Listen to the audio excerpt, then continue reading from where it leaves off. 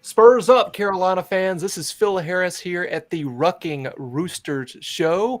We have some very special guests this time around. I'm joined with Micah Stewart and Coach Geoff Mason. How the hell are you boys? Doing real well. Thanks, Phil. Good. So the purpose of having you guys on is you guys are competing. One is coaching and one is an athlete here for the Rugby World Cup Wheelchair League version. Tell us how you got started in this. And obviously there's a connection here with Carolina Rugby. But let's first start, let's talk about where you guys are from and how you found rugby, the sport of rugby, to begin. Well, really, it started about 15, 16 months ago. There's an Australian guy in Colombia who put in a bid for the Rugby League World Cup in the wheelchair division. Okay. Now, there was no Rugby League wheelchair in the United States, but he had some contacts with wheelchair basketball and was told that we could get a number of players together. So he put in a bid, and we got accepted to the World Cup on behalf of the U.S. And wow. He asked me to coach because I had played rugby league in Australia professionally in the 70s and knew a lot about the game. And, my first reaction was wheelchair rugby league. How much fun can this be? And I watched a bit of video. I watched France play England, who are the two best teams in the world. Okay. Yeah, and I was hooked from then on. And very good. I got Micah involved, and I'm sure Micah would give you his side of it, but I coached Micah at USC for quite a while. Yes. And I called him up and I said, Micah, I got a proposition for you. I said, how would you like to play wheelchair rugby league? And he was like, you're kidding. But anyway, we talked about it, and of course Micah is a non-disabled athlete. Right. But he came up and he got in his wheelchair, and he's now a key part of the team. So it's worked great for both, USC rugby guys, coach and former captain of the team. So that's kind of how it kicked off. It was pretty interesting. I think it was January of last year. Coach called, had his proposition of the wheelchair team. And I was like, Coach, I know it's been some time, but I'm not in a wheelchair. I think anything's changed. It's like, it doesn't matter. You just come along. I'm like, hey, it's the middle of COVID. Passion of rugby extends as far as can be. So I'm like, hey, let's get involved and see if we can set something up. And it's been almost 2 years now that we've been playing, which has been great. And that kind of adds on unofficially to about my 17 years of, regular rugby experience. Right. Starting when I was 7, when I, grew up in England for a majority part of my teens, and just really brought it over, played in South Carolina, USC under coach for 4 years, and now in Charlotte, playing with the Charlotte men's team. So wherever I can get involved or, really put the sport forward, I'm all about it. That's awesome. I'm so excited for you guys. It sounds like an awesome journey that you're on with this thing. And obviously the World Cup is going to be held in England. Let's talk about the differences between what the people may be familiar with, like murder ball, quote unquote. What is the difference between that and wheelchair rugby league? Well, from the coach's perspective, we actually play with a rugby ball. It's not a full-sized rugby ball. Okay. Murder ball or Paralympic rugby, it's not rugby in any sense of shape or form. I mean, they play with a volleyball. They don't put the ball down over the line. It's very disorganized. Wheelchair rugby league, and I would really ask anybody watching the podcast just to Google wheelchair rugby league and watch France and England and some of the top teams, and it's a diametrically different game to murder ball. We pass laterally. We have 5 or 6 phases of play. The tackling is done. Each player has a tag on their shoulder, and the defenders pull the tag off That stops the play. Oh, okay. Then you put the ball down. You put a new tag on because you've got tags around your waist. Put a new tag on, touch the ball on the wheel or on the ground, and then start the next phase of play. It looks like rugby league. I mean, it's watch it. Like I said, when I was first given the opportunity to coach, I was, a little askance, and I watched a few games, and man, I got hooked. And I know, Michael will talk from his perspective as a player, what he likes about it. Yeah, I definitely want to add a little bit more weight to the flag portion. As you kind of see, I don't know, these little Velcro slots is where you put the flag on. Yeah. But it is still a very physical game. I'm sure. You're literally slamming in at pretty decent speed into other just metal boxes of other people. People are hitting the ground. You have to get back up. Very physical, in many senses. But, like Coach was saying, there's a lot of structure and strategy behind the game, kind of how you progress up the court, how you kick, which is an interesting term because obviously you're not kicking at all, more so just like punting. Okay. You ever seen like AFL, Australia Football League, or some Irish versions, a lot of just punting out of your hand. So a lot of the, similar strategies I was able to bring over from my experience, which was more so my forte since my wheelchair abilities, at least to begin, were not as matched as other people who have a larger background. But, we have a lot of key factors and individuals who have strengths and speed, strength, skill, strategy, which really, brings our team together to be a pretty big threat going into the World Cup.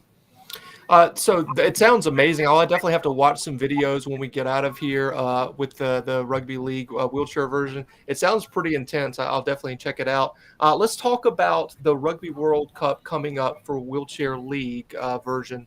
Who is have the opponents been decided for Team USA, and what's that going to look like? Can you give us the dates as well?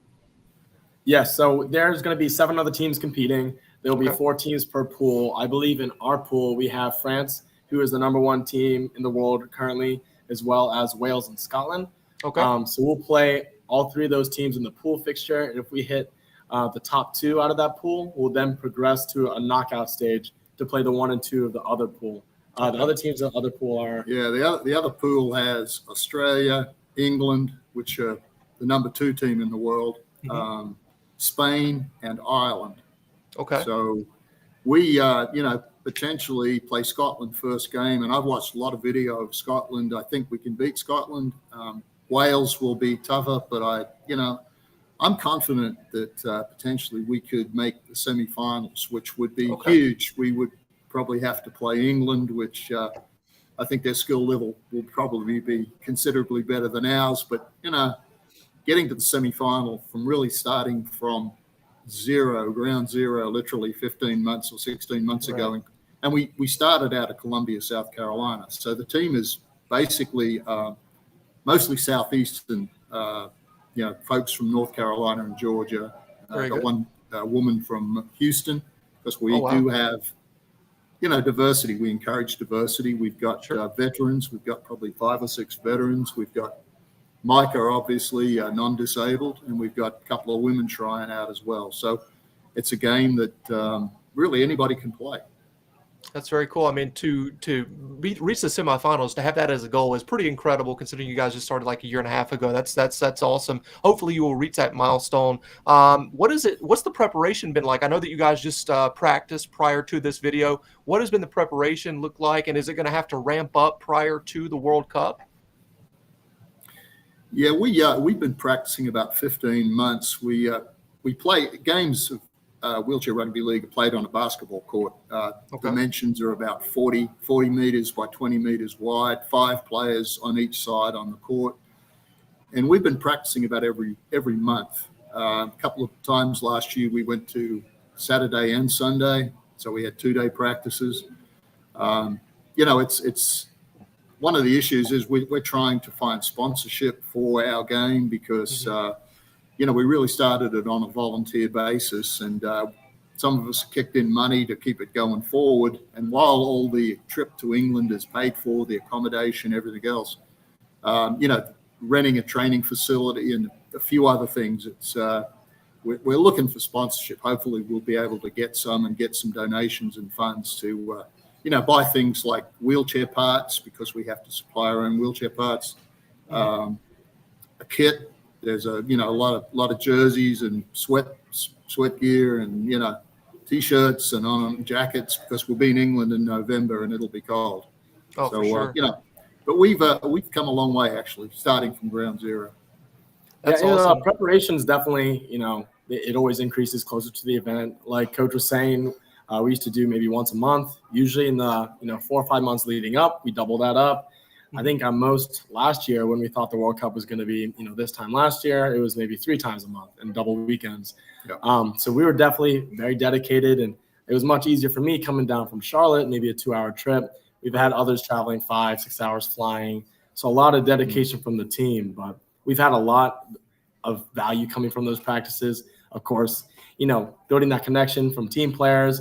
We do have a very intense skills and agility coach who works as hard, make sure we're in shape. You can't compete if you can't get up and down the court.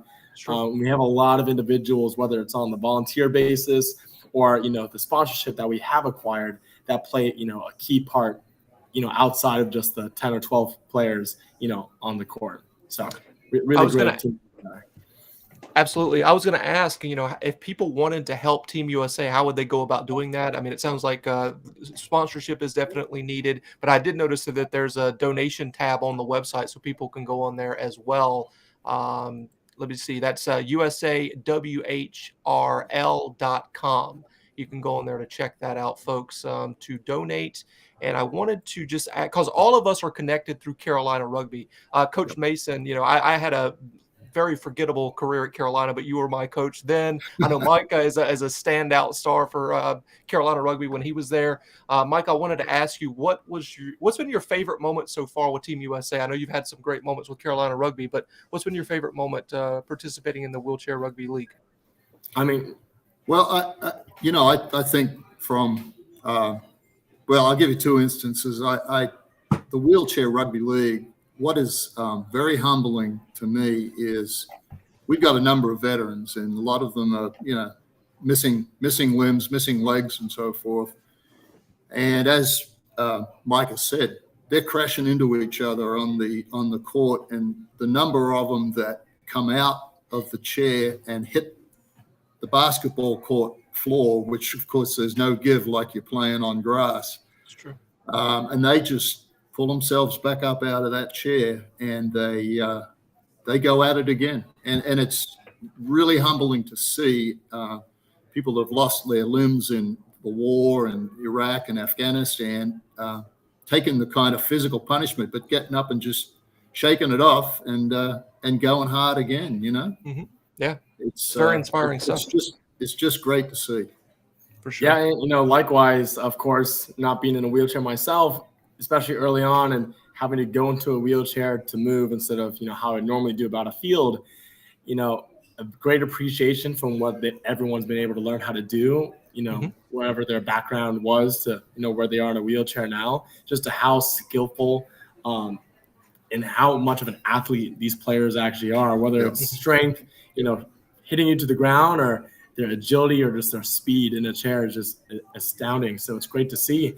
I think one of my favorite things is when people ask me about rugby, I always say the best thing, which is standalone from every other sport, is the community around the sport. Whether it's, you play a team, you're going at each other's necks throughout the 80 minutes and you finish, beers on me, you got a great tackle is great. For sure. So it's really about building that community, all over. And the fact that we're able to now to step in to really expand the sport on a different level, to really target a different demographic who maybe beforehand weren't able to have that same enjoyment or ability to play the sports. Really been a big driver for me, just expanding on this level, whether it's veterans, whether it's a medical condition, but just really just growing the sport in whatever way we can. It's just been a great passion of ours. That's awesome. I hope you guys have a lot of success over there in England for the World Cup. Before we get out of here, I did want to turn things back to Carolina Rugby before we leave. If there's a recruit out there watching this, what would you say to them about coming to Carolina and playing rugby as a Gamecock? What would you say to them? I coached on and off there for 18 years and played probably the first 4 or 5 years with Carolina when I first came over from Australia. Mm-hmm. What I would say is it's a great club that the players, the camaraderie is always there. And I think with John Roberts as coach, and I know the Carolina Rugby community have kicked in a bunch of money to put him on, full time, and you can see the results. I look at the webpage pretty regularly, and I mean, you can see the recruits that he's getting coming in, and and plus you have lifelong friends as well. As Micah said, you build that camaraderie, and I'm still in touch with people I played with. I won't even say how long ago, but and even people I've coached. So it's just that togetherness, and I always remember one instance. Favorite remembrances of Carolina Rugby, and I remember we went up to Clemson to play Clemson, and it was a Friday night, and it was Old Boys Day for Clemson, and we went up there, and all the Clemson, about 300 drunk Clemson alumni on the sideline behind our bench. And something happened on the far side of the field. And I said to the assistant coach, what was that penalty for? And he said, I'm not sure. We're trying to work out what we got penalized for. And some drunk Clemson guy behind me said, and I won't repeat the profanity, but just said, well, you're the coach, you ought to effing know what was going on there. And so I turned around and gave him pretty much a spray and said, why don't you get over on your own sideline, you blah, blah, blah, blah, blah.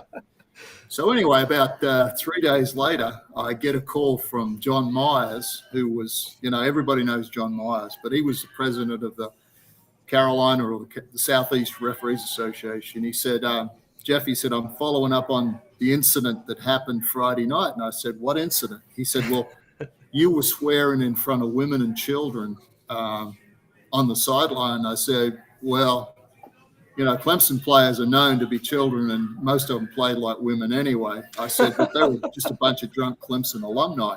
He said, well, I'm going to have to put you on probation for 3 months. So I got put on probation for bad mouthing a bunch of Clemson ex-players, which, of course, I'm proud of myself.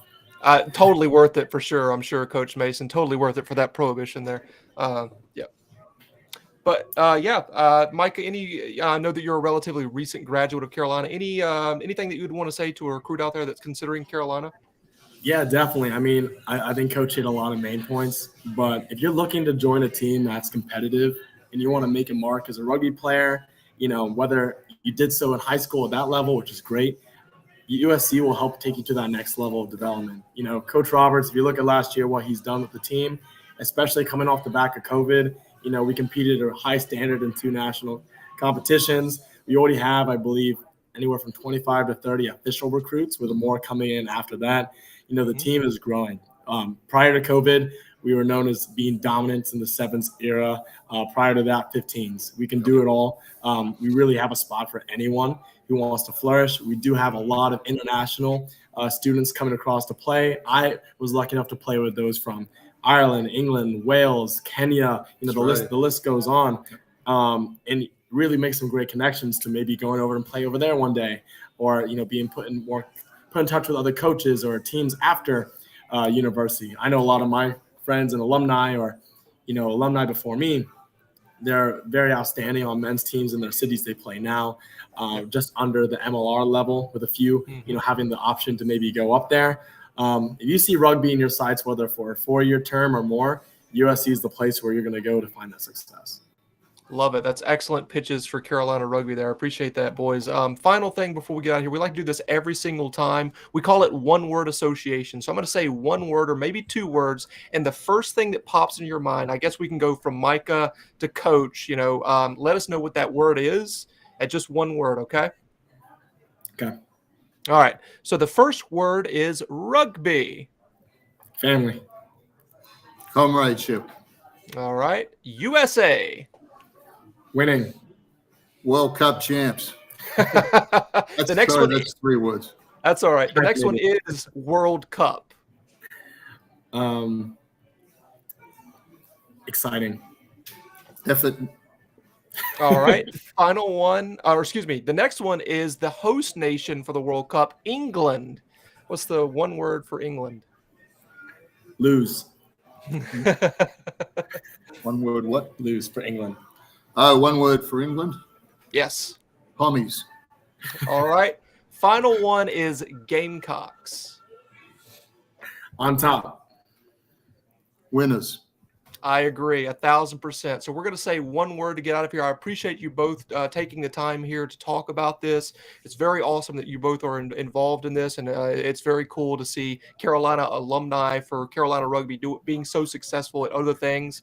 But let's get 2 words here that we're going to say to end. I think you know what it is. I said it at the beginning of the show. In 3, 2, 1, Spurs up! Spurs up! Thanks, guys. Appreciate you. Bye. Thank you.